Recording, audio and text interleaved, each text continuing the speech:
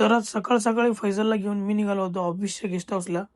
कारण आज होता आपले मेडिकल टेस्ट. गेस्ट हाऊसवरती आलो. इकडे रोहन होता, इकडे भुशाबाई होता. भुशाबाईला ब्लड बघून चक्कर येते, त्यामुळे झोपून त्याचं ब्लड काढून घेतलं. माझी पण सॅम्पल देऊन इकडे आम्हाला बाटली दिली होती. तुम्हाला माहिती असली बाटली कसली आहे. त्यानंतर इकडे फैजलचा नंबर होता. मग काय तिकडून मी आणि भूषण निघालो. आलो इकडे नाश्ता करायला नाथ ब्रह्ममध्ये. नाश्ता करून मी इकडे आलो घरी आणि जाम मला रडायला येत होतं. तर का रडायला येत होतं त्याचं कारण तुम्ही बघू शकता. इकडे कांदा चिरला दिला होता मम्मीने.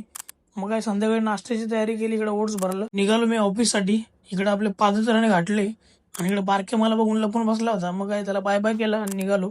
नेहमीप्रमाणे घनसोलीच्या ब्रिजवर ट्रॅफिक लागलं होतं. तर पुढे जाऊन बघतोय ते इकडे बाई काय क्लिनिंग चालू होती यांची. रस्त्यावरचे खड्डे बरे सोडून इकडे यांचं नको ती कामं चाललेली. त्यानंतर इकडे घरी आलो, जेवण वगैरे केलं मी आणि आम्ही निघालो होतो ऐरोलीला आईस्क्रीम खाण्यासाठी.